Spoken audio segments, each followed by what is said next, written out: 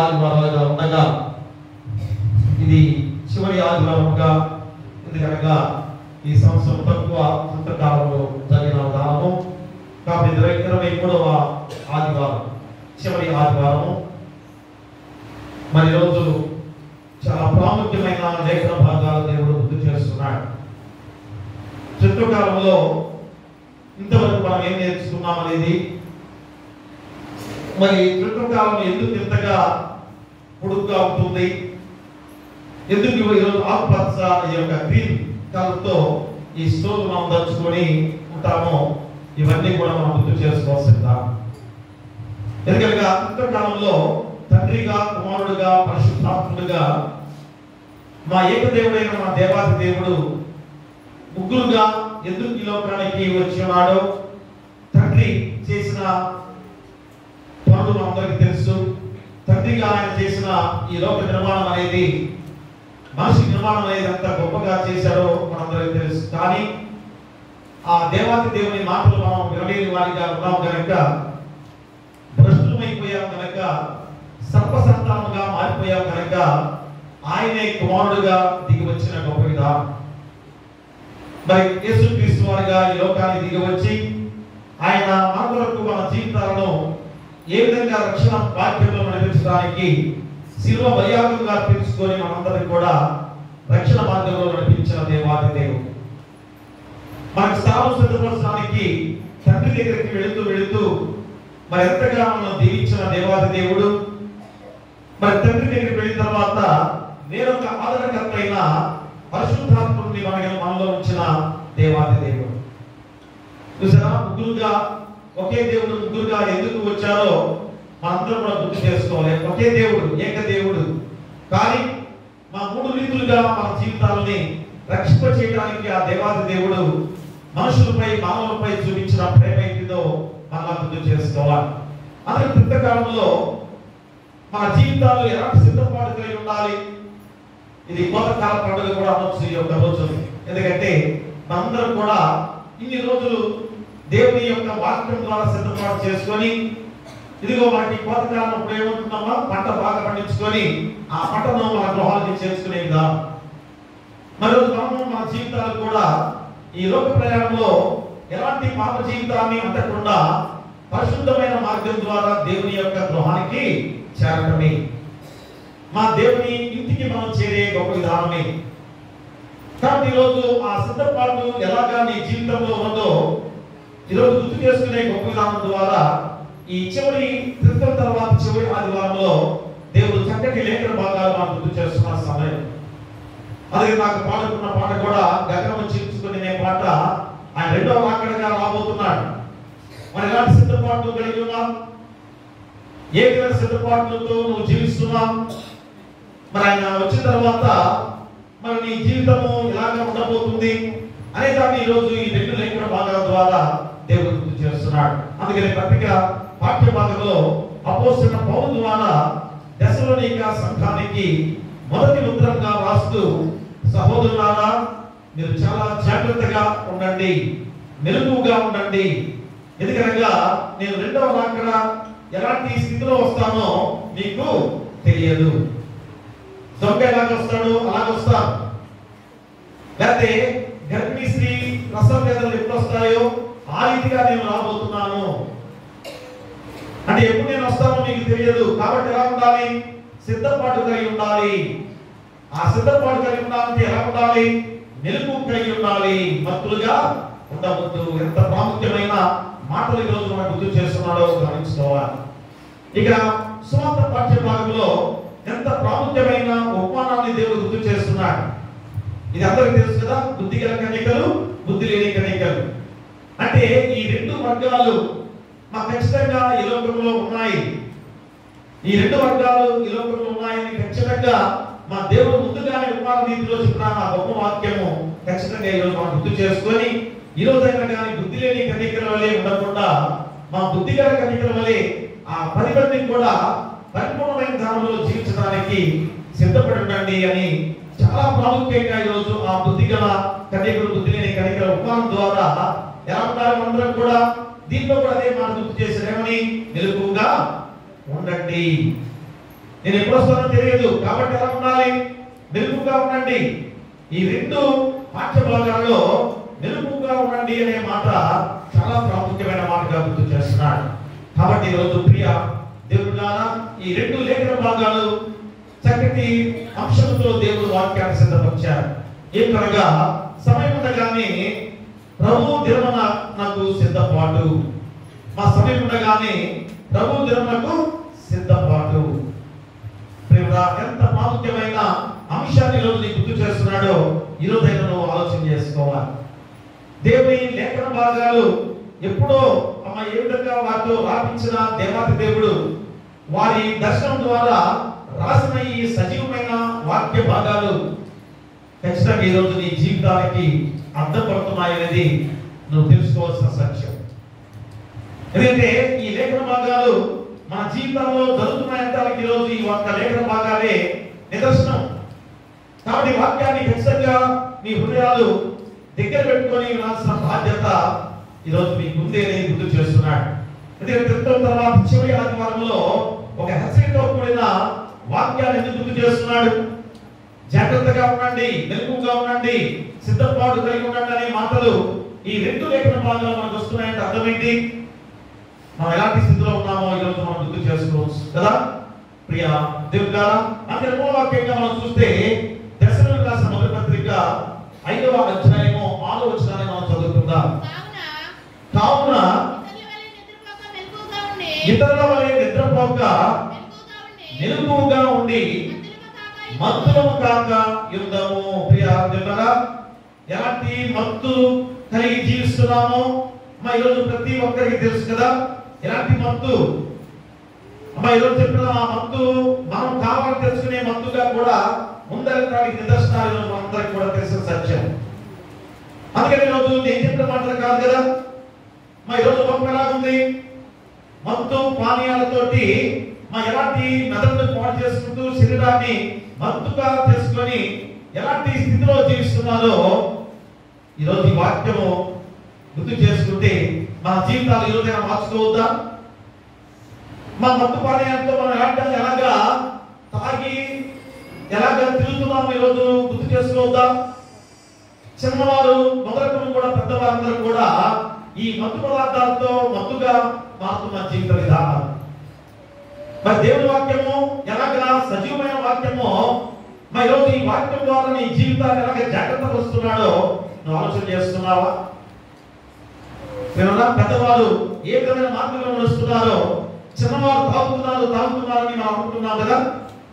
మద్యపానం తాగుతున్నారనే మాట, చిన్నపిల్లలు కూడా తాగుతున్నారనే మాట మీరు ఉపయోగిస్తున్నారంటే పెద్దవారు ఎలా ఉన్నారు?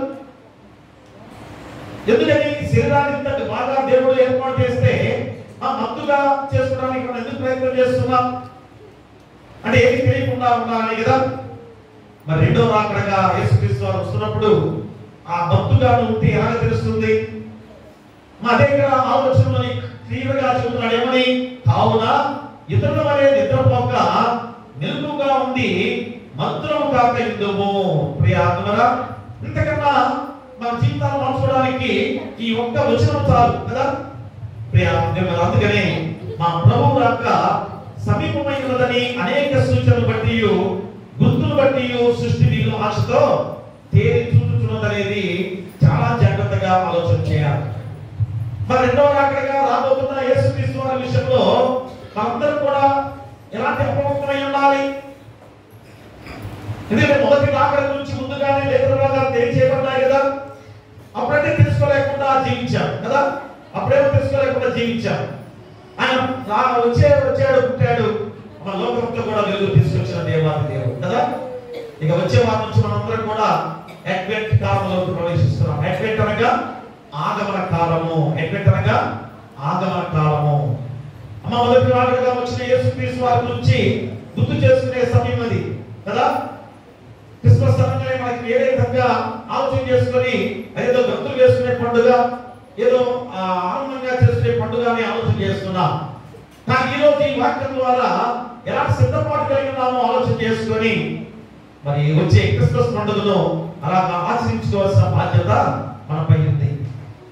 కాబట్టి చివరి ఆదివారంలో చాలా ఆలోచనతో ఆలోచన చేసుకోవాల్సిన వాక్యాన్ని దేవుడు గుర్తు చేస్తున్నారు. అందుకనే ఆయన రాకడ అయితే ఖచ్చితంగానే ఎప్పుడు వస్తాడు అనేది మాత్రము మా తెలియని ధనంలో ఉన్నదనేది కూడా సత్యమే కదా. ఆయన రాకడ సత్యమే, కానీ ఎప్పుడు వస్తాడో, ఏ విధంగా వస్తాడో ఈ రెండు లేఖన భాగాలు రోజు నీకు గుర్తు చేస్తున్న సందర్భం. ఒక చోటేమో దొంగలాగా వస్తామని చెప్తున్నాడు, ఇంకో చోటేమో స్త్రీ ప్రసవం మీద పడే సమయం ఎప్పుడు వస్తుందో తెలియదు కదా, ఆ రీతిగా నేను వస్తానని ఒక చోట చెప్తున్నా దేవాది దేవుడు. కాబట్టి నాకు కూడా తెలియదు, యేసుక్రీస్తు వారు కూడా ఏదైనా నాకు కూడా తెలియకుండా నేను రాబోతున్నాననే మాట కూడా ఒక సందర్భంలో ఉపయోగించిన సందర్భం. కాబట్టి అంతటి ఆ గొప్ప దేవాది దేవుడు మళ్ళా రెండవ రాకడగా వస్తున్నప్పుడు నువ్వు ఏ రీతిగా సిద్ధపాటు కలిగి ఉన్నావు. కాబట్టి ఈరోజు తెలియని రహస్యం ఏంటనగా ఖచ్చితంగా రాకడ సమయం అనేది ఆ తేదీ నీకు తెలియకపోయినా కానీ, మరి ఎప్పుడు వస్తుందో అనేది తెలియకపోయినా కానీ నువ్వు ఎలాంటి సిద్ధపాటు కలిగి ఉన్నావు అనేది ప్రాముఖ్యత. నువ్వు సిద్ధపాటు కలిగి ఉండాల్సిన బాధ్యత నీకు గుర్తు చేస్తున్నాడు. కాబట్టి మనం కనిపెట్టిన గడిలో వస్తాడు అనేది ఖచ్చితంగా ఈరోజు లేఖన భాగాలు రెండు కూడా నీకు తెలియజేస్తుందా. అందుకని మనం ఊహించని గడిలో వస్తాడనేది కూడా నీకు గుర్తు చేస్తున్నాడు. కనుక ఆయన ఎప్పుడు వచ్చినా నువ్వు ఎలా ఉండాలి, మరి ఎప్పుడు వచ్చినా కానీ ఏ సమయంలో వచ్చినా కానీ ఎలా ఉండాలి, ఎదుర్కొనే మనస్తత్వాలతో మనం జీవించాలి. ఎదుర్కొనే మనుషులుగా మనం జీవించాలి. ఎలాగా, ఏదైనా కుట్రాడకైతే మా సిద్ధంగా ఉంటాం కదా. మరి రేపు దేవుని రెండో రాకడికి ఎలా సిద్ధపాటు, ఏమేమి సిద్ధపాటు, మా విశ్వాసం అనే కవచాన్ని ధరించుకోవాలి, ప్రేమ అనే కవచాన్ని ధరించుకోవాలి, సమాధానం అనే కవచాన్ని మనం ధరించుకొని మా నిరీక్షణ, రక్షణ అనే నిరీక్షణతో మనందరం కూడా సిద్ధపాటు కలిగి ఉండాలి. అంటే అందరం కూడా దేవుడు ఉండాలి. ఆధ్యాత్మికమైన జీవితంతో మనం ముందుకు సాగాలి. ఇంతగా లేఖన భాగాలు ఆధ్యాత్మికతలో నడవండి నడవండి హెచ్చరిక చేస్తున్నప్పుడు కూడా ఈరోజు మనం ఎలాంటి స్థితిలో ఉన్నాం, చెడు మార్గం ఇంకా ఎక్కువ అవుతుందా కదా, చెడు మార్గం ఇంకా ఎక్కువ ప్రబలుతుంది అనేది కూడా ఈరోజు మీ అందరికి కూడా తెలిసిన దానమే కదా. కాబట్టి ఈ రోజైనా కానీ ఈ వాక్యం ద్వారా ఖచ్చితంగా గుర్తు చేసుకోవాలి. అందుకని ఈరోజు మా ప్రభు దినము ఖచ్చితంగా ఆ దినం ఉంది. ఆ ప్రభు దినం చాలా భయంకరమైన దినం అనేది కూడా నీకు గుర్తు చేస్తున్నాడు. మా ప్రభు దినం అంటే మనం అనుకుంటున్నాం, అయ్యో రెండో రాకడ వస్తున్నాడు కదా, చక్కగా మనందరూ ఆయనతో వెళ్ళిపోతున్నామని అనుకుంటున్నావేమో. ఆ ప్రభు దినం రోజు ఎవరైతే సిద్ధపాటుగా లేని వారిగా ఉన్నారో, ఎంతటి నరక యాత్రతో ఉండబోతున్నారో అదే తీర్పు కాలంలో కూడా దేవుడు గుర్తు చేస్తున్నాడు. అందుకనే రెండు పాటలు మనకు చక్కటి పాట ఉంటాయేమో, యేసు రాజుగా వచ్చుచున్నాడు, భూలోకమంతా తెలుసుకుంటాడు. యేసు రాజుగా వచ్చుచున్నాడు, భూలోకమంతా తెలుసుకుంటాడు. రాణి కోటి దేవుడు, రమ్యమైన దేవుడు, రాణి కోటి దేవుడు, రమ్యమైన దేవుడు, రాజుగా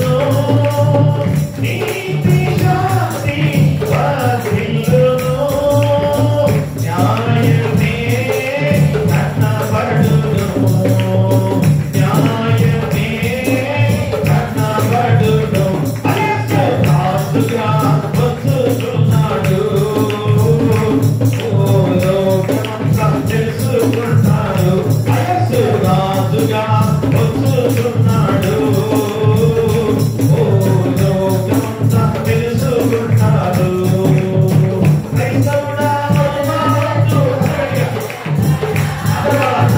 క్రైస్తవుడా మరువవద్దు ఆయన కనిపెట్టి ప్రార్థన చేయి సిద్ధముగా నుండి కనిపెట్టి ప్రార్థన చేయి సిద్ధముగా నుండి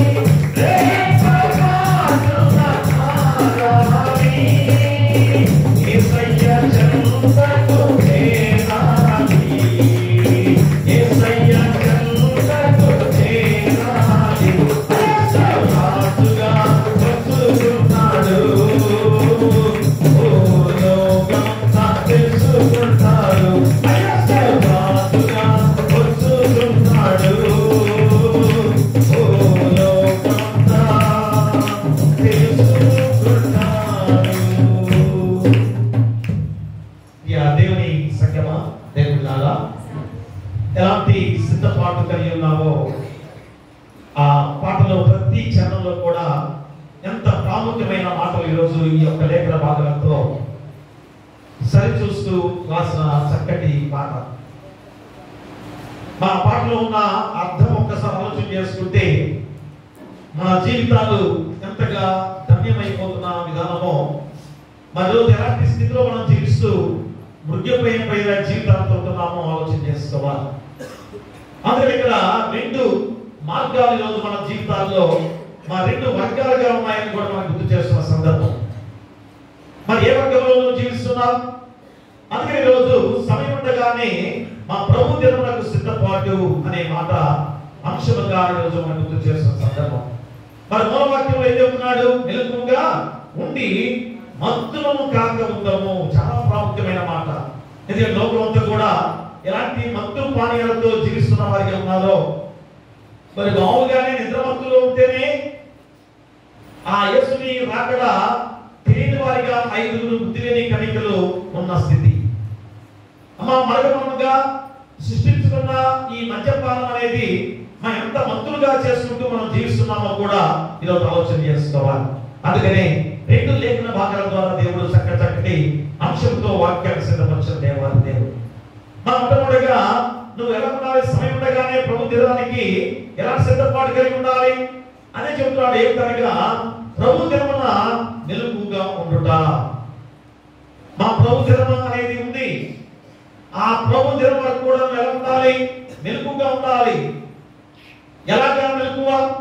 ఇదేంటంటే మెలకువగా ఉంటామంటే నిద్రపోకుండా మెలకువగా ఉండటమా? మా నీ నిద్ర గురించి కాదు చెప్పేది. రాత్రి కాలంలో నిద్రపోయే ఆ నిద్ర గురించి కాదు. నీ యొక్క జీవితము మా మత్తుగా చేసుకునే విధానం కాకుండా ఆధ్యాత్మికమైన జీవితంతో ఉండాల్సిన బాధ్యతను గుర్తు చేస్తున్నాడు. ఆధ్యాత్మిక జీవితం అంటే అర్థం ఏంటి? మా ఆధ్యాత్మిక జీవితం అంటే అర్థం ఏంటి అనగా మంచి జీవితము, మేలుకరమైన జీవితము, నీతివంతమైన జీవితము, మా ప్రేమ అనురాగాల మధ్య సమాధానంతో కూడిన జీవితాలతో ఉండే గొప్ప జీవితం. అదే ఆధ్యాత్మిక జీవితం. మా యేసుక్రీస్తు వారు బోధించిన సత్యం ఏంటి? ఆధ్యాత్మికంగా జీవించండి అంటే అర్థం ఏంటి? మనలో ఏ పాపము ఏ తప్పు చేయకుండా దేవుని మార్గంలో నడిచేదే ఆధ్యాత్మిక జీవితం. మన దానిలో కొనసాగుతున్నామో లేదో ఆలోచన చేసుకునే గొప్ప విధానంలో ఈరోజు మొదటి ఉపంశాన్ని దేవుడు గుర్తు చేస్తున్నాడు. ఏమిటనగా ప్రభు దినమున మెలకువగా ఉండుట. ప్రభు దినమున మెలకువగా ఉండుట. చూడండి, మత్తయి సువార్త 25వ అధ్యాయాన్ని మనం చూసినట్లయితే 25వ అధ్యాయము 10వ వచనం చదవండి. 10వ వచనం. వారు కొనుపోవచ్చుండగా పెళ్లి కుమారుడు వచ్చెను. అప్పుడు సిద్ధపడి ఉన్న వారు అతనితో కూడా పెళ్లి విందుకు లోపలికి పోయేది. ప్రియా దేవుని బిడ్డలారా, చూడండి, ఇక్కడ ఒక చక్కటి ఉపమానాన్ని దేవుడు మనకు గుర్తు చేస్తున్నాడు. అమ్మ, ఈ ఉపమానం చిన్నప్పటి నుంచి కూడా మీకు తెలుసు కదా, ఎప్పటి నుంచో విన్న వాక్యమే. కానీ అమ్మ, చక్కటి వాక్యం అనుకుంటారు. బుద్ధిగల కన్యకలు, బుద్ధి లేని కన్యకలు శిర సమాజంలో చెబుతారు, లేకపోతే సదస్సులో చెబుతారు, లేదా ప్రతి వాక్యంలో కూడా ఎన్నో సందర్భాలు వస్తాయని మీరు ఆలోచన చేస్తున్నారు కదా. కరెక్టే. కానీ ఇంత చక్కని ఉపమానాన్ని దేవుడు చెప్తుండగా మరి ఆ ఉపమానానికి తిరిగి నువ్వు ఎలాగా జవాబు చెప్పేవాడికి ఉన్నావు? ఏ విధమైన జవాబుతో నువ్వు జీవించేవాడికి ఉన్నావు? ఈ ఉపమానం ద్వారా నువ్వు ఏం తెలుసుకున్నావు అనే సత్యాన్ని ఈరోజు నువ్వు గుర్తు చేసుకోవాలి. అందుకనే మా దేవాది దేవుడు ఎంత చక్కటి ఉపమానాన్ని గుర్తు చేస్తున్నట్టుగా చూడండి. 25వ అధ్యాయం మొదటి వచనం నుంచి మనం చదువుతున్నట్లయితే, పరలోక రాజ్యము తమ దివిటీని పట్టుకొని పెళ్లి కుమారుని ఎదుర్కొన్నటకు బయలుదేరిన 10 మంది కన్యకలను పోలి ఉన్నది. ప్రియానురా, పరలోక రాజ్యము తమ దివిటీని పట్టుకొని పెళ్లి కుమారుని ఎదుర్కొన్నటకు బయలుదేరిన 10 మంది కన్యకలను పోలి ఉన్నది. చూడండి, పెళ్లి అనే మాట మరలా ఈరోజు చివరి రోజుగా క్రితం కాలంలో చివరి రోజు వచ్చినమాట. మా మొదటి ఆది కాలం మొదటి అధ్యాయంలో కూడా పెళ్లి ద్వారానే కదా, మరి ప్రకటన గ్రంథంలో కూడా పెళ్లి విందు పెళ్లి మహోత్సవం ద్వారానే చూడండి, ప్రతిదీ కూడా ఆ పెళ్లి అనే దాని ద్వారా దేవుడు ఏ రీతిగా మనం చెప్పే అవమానాలు కూడా పెళ్లి విధానంలోనే చెప్తున్న మాట గుర్తు చేసుకోవాలి. కాబట్టి ఈరోజు ఏ రీతిగా మనం జీవించే జీవిత విధానాలకి దేవునితో ముడిపెట్టి ఈరోజు వాక్యాన్ని సిద్ధపరుస్తున్న దేవాది దేవుడు. ఈరోజు ఒక పురుషుడిగా ఒక స్త్రీగా వివాహం ద్వారా ఏకవస్తుగా చేసిన దేనికి? పెళ్లి కుమారుడు దేవుడు ఎవరితో పోల్చాడు? యేసుక్రీస్తు వారితో పోల్చిన సందర్భం కదా. వధువుగా ఎవరితో పోల్చిన సందర్భం? సంఘంతో పోల్చి గుర్తు చేస్తున్న సందర్భం. చూడండి, వధువు అంటే ఎవరు? సంఘమే, మనమే. మనల్ని వధువుగా పోల్చిన సందర్భం. మరి పెళ్లి కుమార్తెని ఎలాగా సిద్ధపరుస్తారో మనకు తెలుసు కదా. మరి దేనికి పెళ్లి కుమారుడు వస్తున్నాడు? యూదుల సాంప్రదాయ ప్రకారం ఏం జరుగుతుంది? యూదుల సాంప్రదాయ ప్రకారము యూదులందరూ కూడా ఆ పెళ్లి కుమారుడు వస్తాడు. వచ్చి పెళ్లి కుమార్తెని తీసుకొని వెళ్ళే సాంప్రదాయం, యూదుల సాంప్రదాయం. మరి అందరూ ఏం చేయాలి? పెళ్లి కుమార్తెని సిద్ధపరచాలి. సిద్ధపరచడే కాకుండా వారి చిరికత్తు ఉంటారు, స్నేహితులు 10 మంది కన్యకలు, వారందరూ కూడా సిద్ధపరిచే వారిగా ఉంటారు. అదే ఆ గొప్ప ఉపమానంగా దేవుడు ఈరోజు ఈ 25వ అధ్యాయం మత్తయి సువార్త 25వ అధ్యాయము ఎంతో ప్రాముఖ్యమైన ఉపమానంతో దేవుడు గుర్తు చేస్తున్నాడు. అందుకే తమ దివిటీలు పట్టుకొని పెళ్లి కుమారుని ఎదుర్కొనేందుకు బయలుదేరిన 10 మంది కన్యకలను పోలి ఉన్నది. పెళ్లి కూతురు కాదు, పెళ్లి కూతురుతో ఉన్న 10 మంది కన్యకలు వారు కూడా పెళ్లి కూతురుతో సమానంగా సిద్ధపడతారు. అదే అలంకారం, అదే అందరితో ఉండే 10 మంది కన్యకలు, కానీ పెళ్లి కూతురుతో సమానం కాదు. ఎవరితో వెళ్ళాలి? పెళ్లి కుమారుడు వచ్చినప్పుడు ఆ పెళ్లి కూతురుతో కలిసి ఈ 10 మంది కన్యకలు కూడా వెళ్తూ ఉండాలి. అదే ఈ ఉపమానం ద్వారా గుర్తు చేసిన సందర్భం. కాబట్టి 3వ వచనంలో 2వ వచనంలో వీరిలో 5 బుద్ధి లేని వారు, 5 బుద్ధి గల వారు, బుద్ధి లేని వారు తమ దివిటీని పట్టుకొని తమతో కూడా నూనె తీసుకొని పోలేదు. బుద్ధి గల వారు తమ దివిటీలతో కూడా సిద్ధలలో నూనె తీసుకొని పోయింది. ఎందుకు బుద్ధి లేని కన్యకలని చెప్పింది ఇక్కడ? 10 మంది కూడా ఒకే పని కొరకు ఉన్నారు. దేనికి? పెళ్లి కూతుర్ని తీసుకొని పెళ్లి కుమారుడితో వెళ్ళాలి. 10 మంది కూడా ఒకే పని కొరకే దేవుడు ఏర్పాటు చేసుకున్నాడు. కానీ దీంట్లో ఒక 5 బుద్ధి లేని కన్యకలని దేవుడు చెబుతున్నాడు. 5 బుద్ధి గల కన్యకలను దేవుడు చెబుతున్నాడు. ఎందుకని వీటిని బుద్ధి లేని కన్యకలు అన్నారంటే దివిటీలు పట్టుకున్నారు. 10 మంది కూడా ఒకే దివిటీ పట్టుకున్నారు, కానీ ఆ దివిటీల్లో నూనెను సిద్ధం చేసుకోలేక ఉన్నారు 5. మిగతా 5 ఆ దివిటీల్లో నూనె కొరకు వస్తున్నారు, సిద్ధంగా ఉన్నారు. పూర్వకాలం తెలుసు మనందరూ కూడా చిన్న ప్రాయంలో కొంతమంది ఇప్పుడు ఉన్న మన జనరేషన్ లో చిన్నప్పుడు తెలుసు కదా, లాంతలు ఉండే పెద్ద లాంతలు. దాన్ని ఏం చేసేవారు? కొద్దిగా ఇప్పుడు తెలియదు కానీ అప్పుడు లాంతలలో ఏం చేసేవారు? తల్లిదండ్రులు ఆ చిమ్మిని శుభ్రంగా చేస్తారు. 5 ప్రాంతంలో శుభ్రంగా చేసి దాంట్లో కిరోసిన్ పోసి ఉంటారు కదా. ఇప్పుడు కిరోసిన్ కూడా చాలా తెలియదు, చెప్పడానికి అసలు తెలియదు కిరోసిన్ అంటే. కిరోసిన్ కలిగి ఉంటుంది డబ్బాల్లో. ఏం చేస్తారు, దాంట్లో పోసుకొని ఆ చిమ్ని శుభ్రం చేసుకొని సిద్ధంగా ఉంచుతారు. ఎప్పుడైతే చికెన్ పడుతుందో ఆ చిన్న లైట్ను ముట్టించేసి పైన ఎక్కడో తగిలిస్తుంటారు.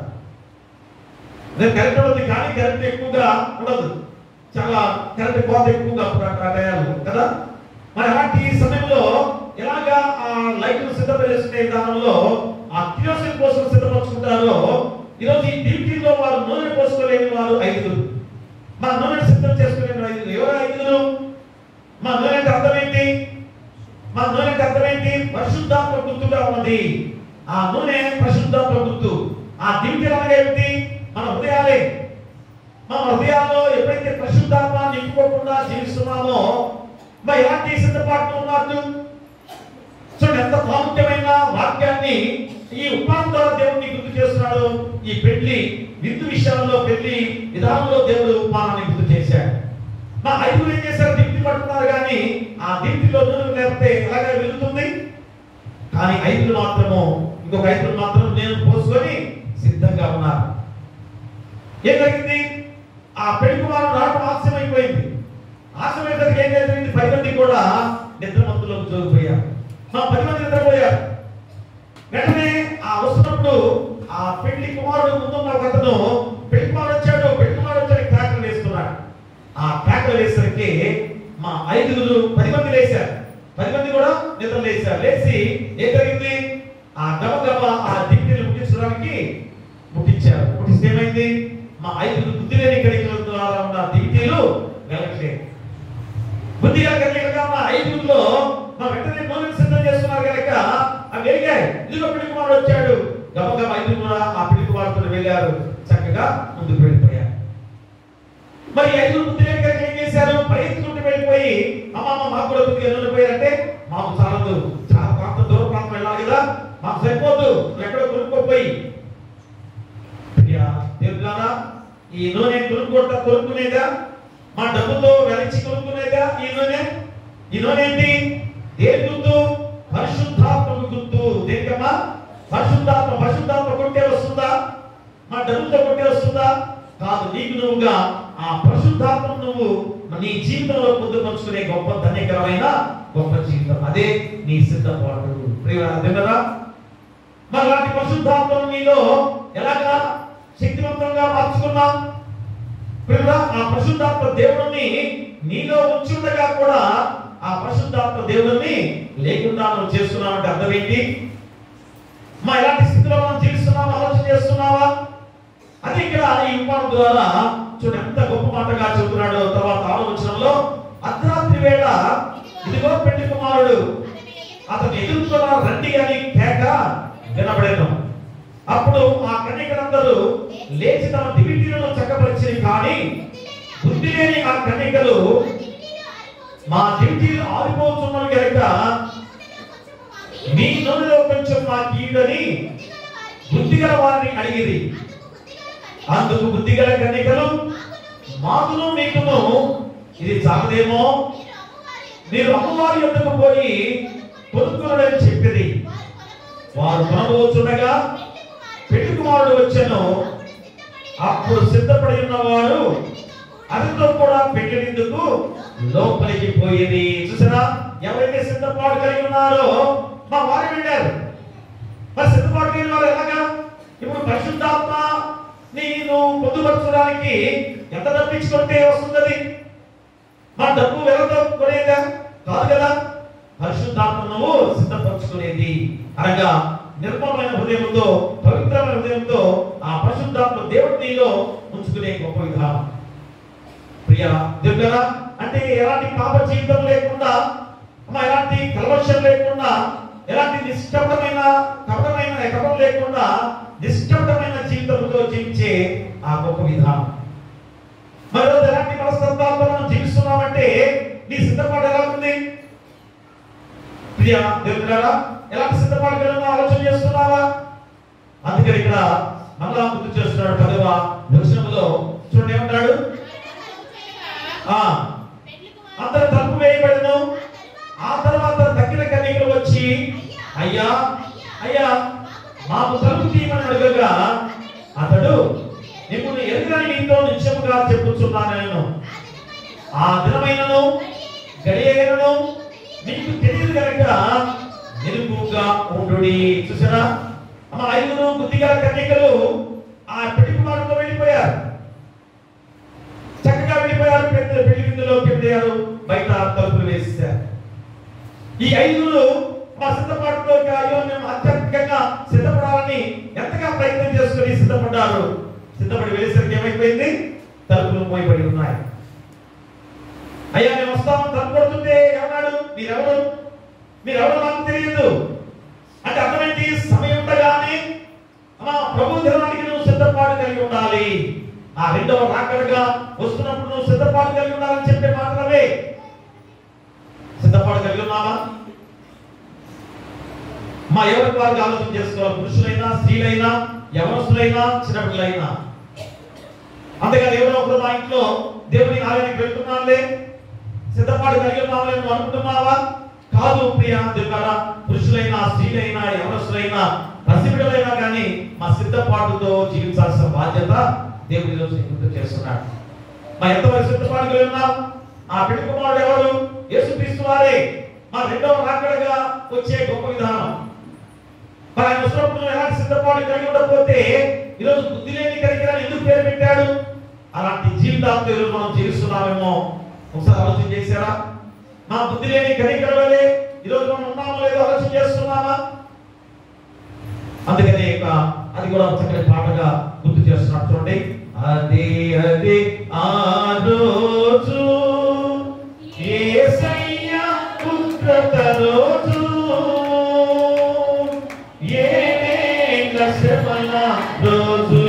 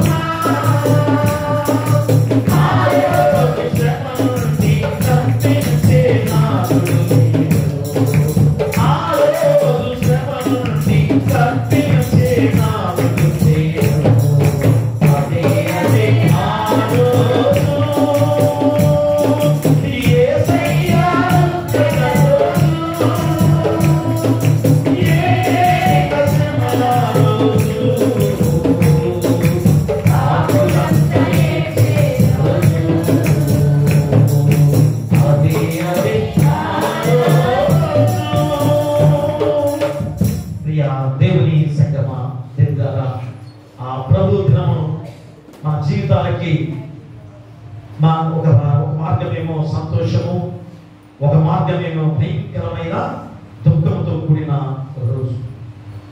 కాబట్టి ఆ ప్రభు దినమునకు మనం ఎలాంటి సిద్ధపాటు కలిగి ఉన్నాం? ఎందుకంటే రెండు గ్రూపులుగా ఉండబోతున్నాయని ఉపమానం ద్వారా దేవుడిని గుర్తు చేస్తున్నప్పుడు ఏ గ్రూప్ లో ఉన్నాం? ఏ గ్రూప్ లో ఉన్నాం? ఏదో ఈ లోకంలో ఆ డినామినేషన్ అని మా గ్రూపులుగా అనుకుంటున్నామేమో. ఏ గ్రూప్ లేదు ఆ డినామినేషన్ విషయంలో. మా అందరూ కూడా ఒకటే, మా క్రీస్తు సంఘముగా, దేవుని విధానంగా ఒకే సంఘముగా ఉండాలన్నది దేవుడు మా చెప్పిన విధానాలు.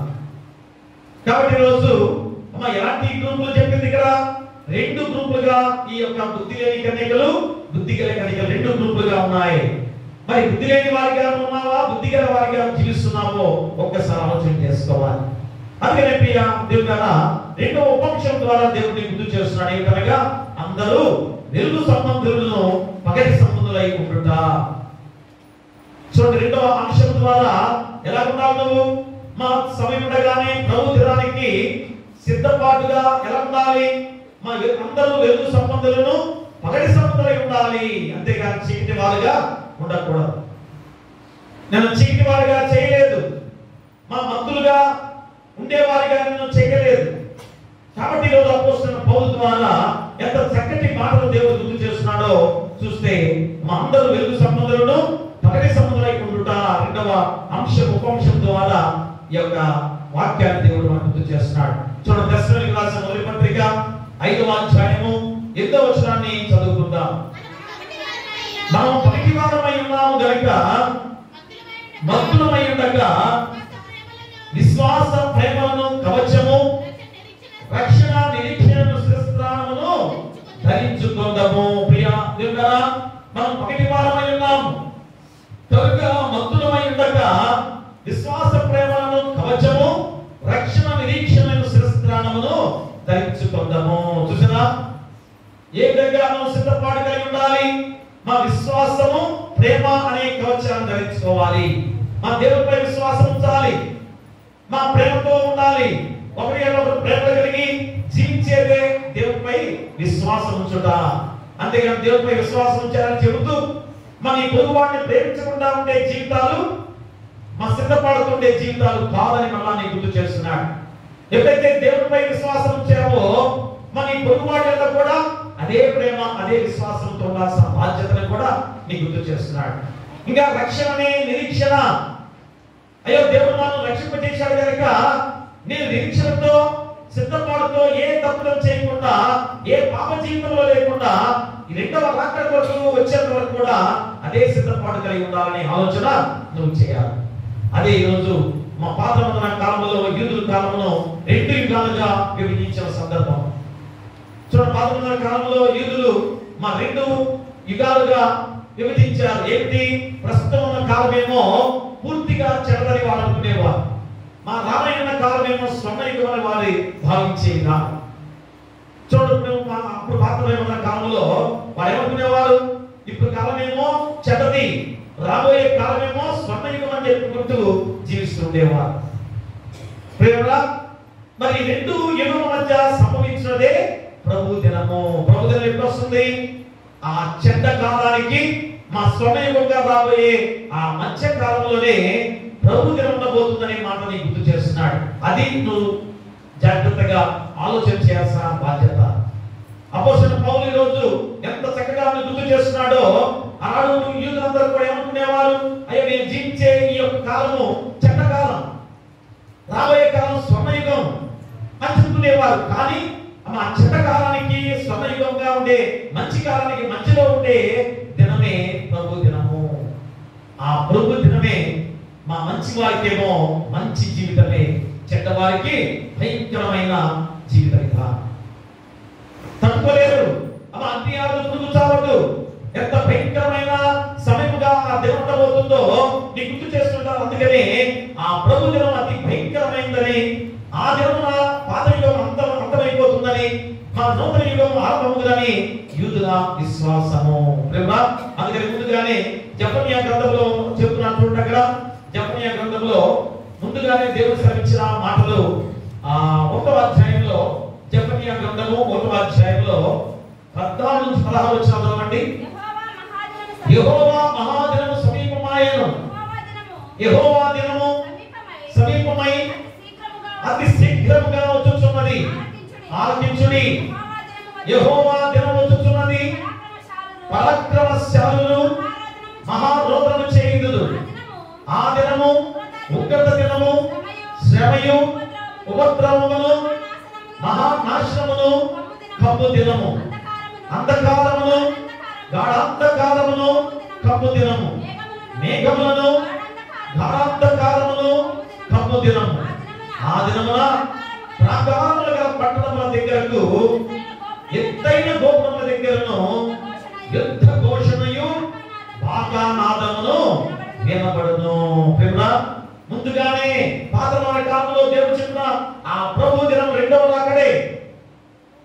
మా రెండవ రాకడ నుంచి కూడా ముందుగా చెప్పబడిన ఈ లేఖన భాగాలు ఎంతవరకు ఆలోచన చేస్తున్నా చూసారా? ఆ పాత దానికి కొత్త దానికి మధ్యలో ఆ ప్రభు దినం రోజు ఎంత భయంకరమైన దినముగా ఉండబోతుందో. అంటే పాత రోజులు, పాత విధానంతో కూడా నశించిపోతున్న సమయము. మనం పాతవాడిగా, రోతవాడిగా జీవిస్తే మరి నువ్వు కూడా దాంట్లో కొట్టుకుపోతావు కదా. అమ్మ, అలాంటి భయంకరమైన దినం గురించి నీకు గుర్తు చేసి ఉండగా, జెఫన్యా గ్రంథంలో గుర్తు చేసి ఉండగా ఎలాంటి సిద్ధపాటు కలిగి ఉంటావు? అందుకని ప్రభు దినం యొక్క ముఖ్య లక్షణం ఏంటనగా, అది అకస్మాత్తుగా ఊహించని సమయంలో వచ్చును. మన విశ్వంలో భయంకరమైన సంభవము చోటు చేసుకొని అది తీర్పు కాలం కూడా ఉండబోతుందని గుర్తు చేస్తున్నాడు.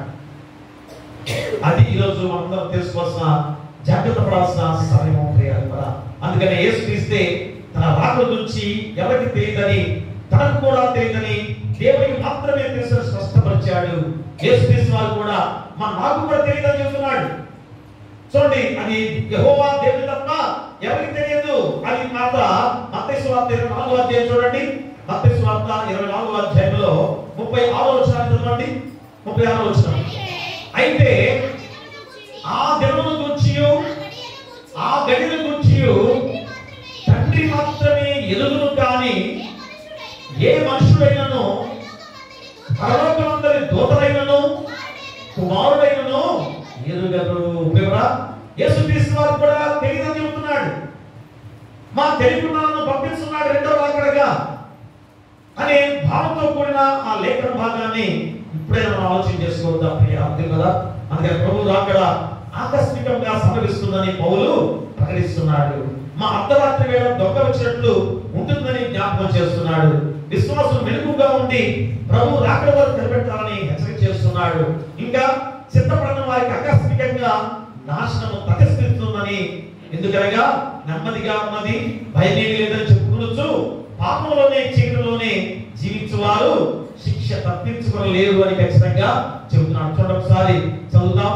దశలు రాసిన మొదటి పత్రిక 5వ అధ్యాయము 1 నుంచి మనం చదువుతున్నట్లయితే, సహోదరులారా, ఆ కాలమును గూర్చియు ఆ సమయమును గూర్చియు మీకు రాయనక్కర్లేదు.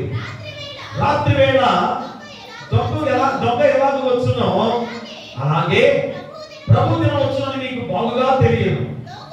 లోకులు నెమ్మదిగా ఉన్నది, భయమేమీ లేదని చెప్పుకుంటుండగా గర్భిణీ స్త్రీకి ప్రసవ వేదన వచ్చినట్లు వారికి ఆకస్మికంగా నాశనం తటస్థించును. కనుక వారెంత మాత్రము తప్పించుకోలేరు. సహోదరులారా, ఆ దినము దొంగలే మీ మీదికి వచ్చుటకు మీరు చీకటిలో ఉన్నవారు కారు. మీరందరూ వెలుగు సంబంధులను, పగటి సంబంధులమై ఉన్నారు. మనం రాత్రి వారము కాము, చీకటి వారము కాము. కావున ఇతరుల వలె నిద్రపోక మెలకువగా ఉండి మత్తులము కాక యుద్ధము. ప్రియ దేవుడా, ఎలాంటి వారు మనము? పగటి వారము, వెలుగు సంబంధులము. ఎందుకు చెప్పండి ఆ మాట? అపోస్తలుడు పౌలు ఇంత ఖచ్చితంగా ఎందుకు చెప్పాడు? వెలుగు సంబంధమేనా, పగటి వారమేనా? యేసుక్రీస్తు వారి లోకానికి మానవుడిగా దిగి వచ్చి మన పాప జీవితాన్ని, చీకటి జీవితాన్ని తీసివేసి మా పరిశుద్ధులుగా మార్చిన దేవాది దేవుడు. కాబట్టి ఈరోజు ఆ పరిశుద్ధత నీలో, నాలో, మనలో ఉందో లేదో మనమే ఆలోచన చేసుకోవాలి. పరిశుద్ధంగా నేను ఉన్నా లేదో ప్రతి ఒక్కరిని కూడా మనం ఆలోచన చేసుకోవాలి దేవుడా. అంతేగాని వాడు మంచోడు కాదు, వీడు మంచోడు కాదు, ఆమె మంచిది కాదు, ఏమి మంచిది కాదు అనే మాట మన నోటి నుంచి వస్తుంది. కానీ ఎవరికి వారుగా ఆలోచన చేసుకోవాలి. ఎవరికి వారుగా సిద్ధపాటు కలిగే విధానం ద్వారా ఆ పరిశుద్ధత నీకు నీవే కాపాడుకోవాల్సిన బాధ్యత నీపై ఉంది. అందుకని ఎలా ఉండాలి మన జీవితాలు? ఖచ్చితంగా మనము చీకటి వారము కాము, రాత్రి వారము కావు. కావున ఇతరుల వలె నిద్రపోక మెలుగుగా ఉండి మత్తులం కాక ఉందాము. నిద్రపోవారు రాత్రి వేళ నిద్రపోదురు, మత్తుగా ఉండేవారు రాత్రి వేళ మత్తుగా ఉందురు. మనం పనికి వారమైనాము కనుక మత్తులమై ఉండక విశ్వాస ప్రేమలనే కవచము, రక్షణ నిరీక్షణ శస్త్రాణమును ధరించుకుందాము. మరి నిద్ర వస్తే మనకేమీ తెలియదు. కానీ ఈరోజు బాధ వేసుకున్నాం. పదే పదే మద్యపానం నుంచి దేవుడు భాష చెబుతున్నాడే. మేము పరిపూర్ణంగా మద్యపానంతో పూర్తిగా జీవిస్తుంటే మరి మద్యపానం నుంచే భాష చెబుతున్నాను అనుకున్నారా? మా దేవుని వాక్యమే దీంట్లో బోధిస్తుంది. నేను కాదు చెప్పేది, నన్ను మీరు అనుకోవద్దు దయచేసి. ఎందుకంటే మా దేవుని వాక్యం అనుకున్నారంటే దేవుని వాక్యం కూడా కాదనేది కదా నేను అనుకునేది. కాబట్టి దేవుని వాక్యం అనేది చెబుతున్న మాటలు ఇవి కదా. మా అదే ప్రకటనలో ఒక మాట గుర్తు చేస్తున్న ప్రకటనలో ఒక మాట చూడండి. అక్కడ ప్రకటనలో 21వ అధ్యాయంలో 8వ వచనంలో చూడండి. పిరికి వారును, అవిశ్వాసులను, అసహ్యులను, నరహంతకులను, వ్యభిచారులను, మాంత్రికులను, విగ్రహారాధికులను, అబద్ధికులందరూ అగ్ని గంధకములతో మండుకుండములో పాలు పొందుదురు. ఇది 2వ మరణము. మరి ఇదంతా కూడా చూడండి ఏ విధంగా మన జీవితాలు మనం నాశనం చేసుకునే విధానంలో మన జీవితాలు ఉంటున్నాయో. ఎందుకంటే నిద్రపోతేనే మనకేం తెలియదు కదా. అలాంటి విధానంలో ఈరోజు ఒక మద్యపానం అనేది మత్తు పదార్థంగా చేసే విధానంలో దాన్ని స్వీకరించే వారు ఉన్నారు. ఉదయాన్నే 5ంటికి కూడా పోయి తాగేవారు చాలా మంది కనబడుతున్నారు. మరి ఎక్కడ దొరుకుతుందో ఏ విధంగా తాగుతున్నారో తెలియదు. 5ంటికి కూడా తాగి రోడ్డు మీద పడిపోయేవాడు చాలా మంది చూస్తున్నాం కదా. చూడండి, మన శరీరాలు పగటిమాలుగా దేవుడు మనం చేస్తే పగటి కూడా మత్తుగా చేసుకునే శరీరాన్ని ఏ విధంగా పాడు చేసుకుంటున్నామో ఆలోచన చేసుకోవాలి. ఎంత చక్కని జీవితాన్ని దేవుడిచ్చి దేవుడిని పోలిసినప్పుడు మనం సృష్టింపజేస్తే ఇందులో మనలో పరిశుద్ధాత్మ దేవుడిని ఉంచితే మనం ఏం చేస్తున్నాం? ఆ మత్తు పదార్థాలు స్వీకరించి ఏం చేస్తున్నామో తెలియకుండా ఎంత భయంకరమైన స్థితిలో మనం జీవిస్తున్నామో ఆలోచన చేయండి.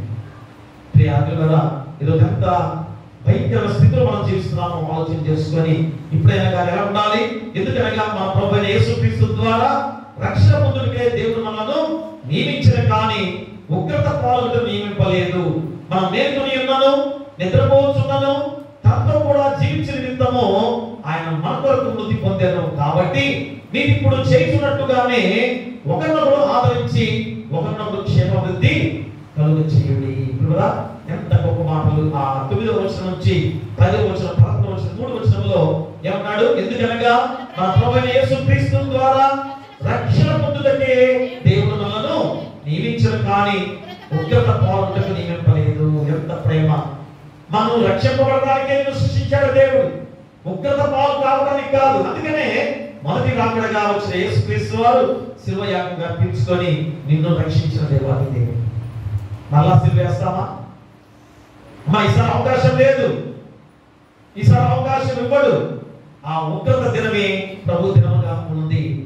కాబట్టి మనం ఏం చేయాలి? మనం మేలుకొని ఉన్నాను, నిద్రపోతున్నాను, తనతో కూడా జీవించిన నిమిత్తము ఆయన మనకు మృతి పొందారు. కాబట్టి మీరు ఇప్పుడు చేస్తున్నట్టుగానే ఒకరినొకడు ఆదరించి ఒకరినొకడు క్షేమాభివృద్ధి కలుగు చేయండి. అంటే తెస్సలోనిక సంఘం ఎంత ప్రేమ కలిగిన వారిగా జీవిస్తున్నారో. ఒకప్పుడు ఎలా ఉన్నారు? ఇప్పుడు అపోస్తలుడైన పౌలు సువార్త ప్రకటించిన తర్వాత, దేవుని వాక్యం ప్రకటించిన తర్వాత ఒకటి వారుగా వెలుగు సంబంధులుగా జీవిస్తూ ఒకటి ప్రేమతో జీవించిన వారిగా జీవిస్తున్నారు. ఈరోజు మన సంఘం అందరూ రక్త సంబంధమే కదా. అయినా కానీ ఇన్ని గొడవలు ఉన్నాయో, ఒకరికొకరు అలాంటి గొడవలతో శత్రుత్వాలతో జీవిస్తున్నామో ఆలోచించండి. అందుకని దేవుడు ఈ రక్త సంబంధాన్ని ఏర్పాటు చేసి ప్రేమతో ఉండండి అని కూడా దేవుడు సెలవిస్తున్నాడు. అయినా కానీ రక్త సంబంధం అయితే ఏం లేదు. వాడు నన్ను పడతాడా, నన్ను తిడతాడా, వాడు అంతూ చూస్తాడా, ఎవరైతే ఏమి అని చెప్పేసి అనుకునే స్థితిలో మనం జీవిస్తున్నాం. ఈరోజు ఆలోచన చేసుకొని మా దేవుని సంఘంగా దేవుని బిడ్డలుగా దేవుడు ఆ రక్తంతో ప్రోక్షించబడి నిన్ను పరిశుద్ధులుగా మార్చాడు కనుక, ఆయన రక్తంతో కడగబడే వారికి ఉన్నాం కనుక ఆయన బిడ్డలము, ఆయన వారసులం. కాబట్టి ఈరోజు నువ్వు గుర్తు చేసుకొని రాకడ కొరకు సిద్ధపాటు మా ఖచ్చితంగా నువ్వు తిరగాలి. రాకడ సిద్ధపాటులాగా మోసపోకుండా చూసుకోండి అని హెచ్చరిక చేస్తున్నాను ఈరోజు. ఇదిగో మీతో ముందుగా చెప్పి ఉన్నాను కనుక మోసపోకుడి. ఇన్ని వాక్యాలు గుర్తు చేస్తున్నా, మీరు జాగ్రత్తగా ఉండు. ఇదిగో సమస్తమును మీతో ముందుగా చెప్పి ఉన్నాను. దైవ వాక్యంలో ఏ విధంగా ఈరోజు నీ గుర్తు చేసే సందర్భమే కదా. మరి ఏ విషయంలో జాగ్రత్త పడి ఉండాలి? మా మొదటి గుర్తు ఏమిటి? అబద్ధ క్రీస్తులు, అబద్ధ ప్రవక్తలు మోసపుచ్చడం వరకు అపవాది తొలి ప్రయత్నం చేస్తాడు. ఇది మళ్ళా ఎందుకు గుర్తు చేస్తున్నాను ఒకసారి ఆలోచించే. మా మొదటి గుర్తు ఏంటి? అబద్ధ క్రీస్తులు, అబద్ధ ప్రవక్తలు మోసపుచ్చడం వరకు అపవాది తొలి ప్రయత్నం చేస్తాడు కనుక జాగ్రత్త పడండి. అంటే సంఘంగా ఒకటిగా ఉన్న సంఘాన్ని చీల్చే విధానం, సంఘాన్ని చెడగొట్టే విధానం, అబద్ధ క్రీస్తులుగా అబద్ధ ప్రవక్తలుగా వస్తారు మీ మధ్యకి. జాగ్రత్తగా ఉండండి. ఉన్నారా? ఇక రెండో గుర్తు ఏంటి? మా మొదటి గుర్తు అది. రెండో గుర్తు శోధనలు కలిగించడం. శోధనలు ఆరోగ్య విషయాలు కానీ, ఆర్థిక విషయాల్లో కానీ, నీ కుటుంబ సమస్యలతో శోధనలు కలిగించడం రెండవ గుర్తు. మూడవది మా పీరులు ఎక్కడ ఉందో అక్కడ గద్దలు పోగలను కదా. చనిపోయింది మీరు ఉంటే ఎక్కడ కదా గద్దలు వస్తాయి. అమ్మ ఈరోజు జీవం కలుగుతుంది సమృద్ధిగా కలుగులకు వచ్చిన క్రీస్తు రుచి చూడని వారి యొక్క అపవాదికి తావు దొరుకుతుంది. మా పీరులు ఎక్కడ ఉన్నాయో గద్దలు అక్కడ ఉంటాయి. అంటే పాపం ఎక్కడుందో అక్కడే అపవాదం ఉంటుంది. మరి మనలో పాపం ఉందనుకోండి, అపవాదం ఉంటాయి కదా. మా పీరులు ఎక్కడుందో గద్దలు ఉంటాయనే మాట బైబిల్ గ్రంథంలోనే చెప్పిన వాక్యం. అది ఈరోజు పాపం ఎక్కడుందో అపవాది కూడా అక్కడే ఉందంటే మనం చచ్చిన శవాలతో సమానం. పాపం మనలో ఉందంటే మనం జీవం లేని వారిగా జీవిస్తున్నాం. అపవాదిని నశింపచేయడానికి మనం ఎంత సిద్ధంగా ఉందో ఆలోచన చేసుకొని ఈ రోజైనా కానీ మనకి సిద్ధపడి ఉండాలి. సమయం ఉండగానే మా సమయం ఉండగానే ప్రభు దినానికి సిద్ధపాటు కలిగి ఉండాల్సిన బాధ్యత గుర్తు చేస్తున్నాడు. కాబట్టి ఎలాగా సిద్ధపాటు? ప్రభు దినం మెరుగుగా ఉండుట. రెండవది అందరూ వెలుగు సంబంధులను పగటి సంబంధులై ఉండుట. ఆ రెండు ఉపాంశాల ద్వారా నీ జీవితాన్ని సిద్ధపరుచుకునే గొప్ప విధానం ద్వారా ఆ రెండవ రాకడగా వస్తున్న యేసుక్రీస్తు వారిని ఎదుర్కొని మా పెండ్లు విందుకి ఆ యొక్క పరలోక రాజ్యంలో నిత్య రాజ్య వాసులుగా ఉండడానికి దేవుడు ఏర్పాటు చేస్తున్న గొప్ప విధానం. అట్టి దానిలో ప్రవేశింపచేసుకోవాలని కోరుతూ మీకు మీ కుటుంబాలకు సదాకాలం దేవుడు తోడైనను గాక. ఆమేన్. సమస్త జ్ఞానం ఇచ్చిన దేవుని సమాధానము యేసుక్రీస్తు వల్ల మీ హృదయములకును మీ తలంపులకును కావలయును గాక. ఆమేన్. దేవాలయందు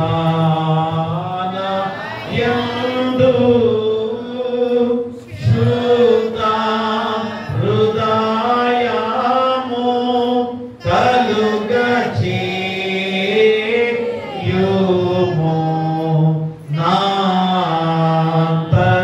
నాంతరంగములో స్థిరమైన మనసును తనముగా పుట్టించుము. నీ సన్నిధానములో నుండి నన్ను త్రోసివేయకుము. నీ పరిశుద్ధాత్మను నా యొద్ద నుండి తీసివేయకుము. నీ రక్షణ నందము నాకు మరలా పుట్టించుము. సన్మార్గ గల మనసు కలుగచేసి నన్ను దృఢపరచుము. దయచేసి కూర్చోండి. హృదయ కానుక ఒకటి కానుక తెచ్చుకోవాలంటే ముందుకు వచ్చి దేవుని ఆశీస్సులు పొందుకోవాల్సిందిగా కోరి ప్రార్థిస్తున్నాం.